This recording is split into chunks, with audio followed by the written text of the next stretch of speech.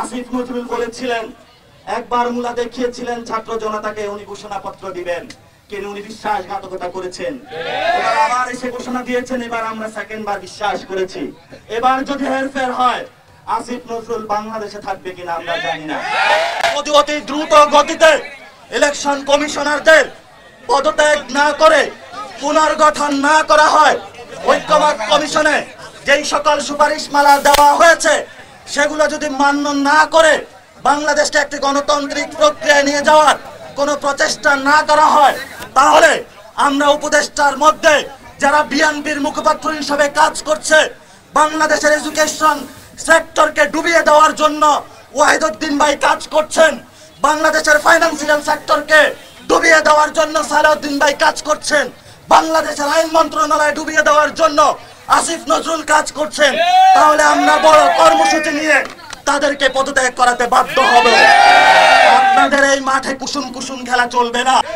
আপনারা জনসেবা ব্যাহত করার জন্য নগর ভবনের সামনে অবস্থান নিয়েছেন।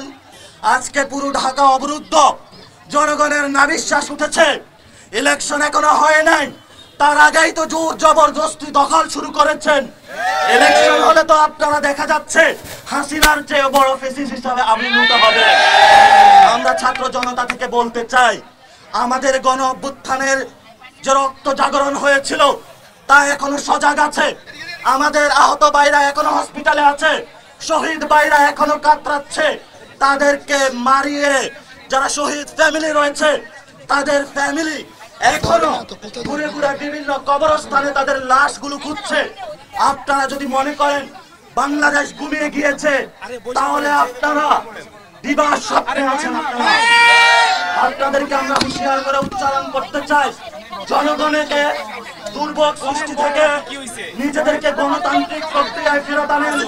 যদি গণতান্ত্রিক প্রক্রিয়ায় ফেরত আনতে না পারেন, তাহলে জনগণ যেইভাবে হলো শেখ হাসিনাকে ছুঁড়ে ফেলে দিয়েছিল, তেমনি ভাবে আপনাদেরকে ভবিষ্যতে ইনশাআল্লাহ ছুঁড়ে দেবে। আর্টিকেলের 118 এর যে আর্টিকেলের অধীনে এই নির্বাচন কমিশনে সার্চ কমিটি গঠন করা হয়েছিল। প্রথম সার্চ কমিটির প্রস্তাবনা যেটা করেছিল সেটা জিয়াউর রহমান করেছিল, এবং পরবর্তীতে আরেকটি সার্চ কমিটি যেটা আওয়ামী ফ্যাসিস্ট আমলে হয়েছিল, সেই একই সাংবিধানিক ধারাবাহিকতায় যেই সংবিধানটা একটা মুজিবীয় সংবিধান, সেই সংবিধানের মধ্য দিয়ে শহীদ আহতদের রক্তের উপর দিয়ে ইসি যদি পুনর্গঠন না হয়, বাংলাদেশে কোনো ইলেকশন জাতীয় নাগরিক পার্টি করতে দেবে না। আসিফ নজরুল বলেছিলেন, একবার মুলা দেখিয়েছিলেন ছাত্র জনতাকে উনি ঘোষণাপত্র দিবেন, কিন্তু উনি বিশ্বাসঘাতকতা করেছেন। এবার আবার এসে ঘোষণা দিয়েছেন, এবার আমরা সেকেন্ড বার বিশ্বাস করেছি।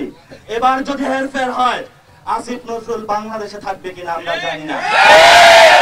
জনগণের সাথে অনেক গাদ্দারি হয়েছে, জনগণের রক্তের উপরে আপনি বেঈমানি করেছেন। এই বেঈমানি নিয়ে আপনি সরকারি অফিসার বসতে পারেন না।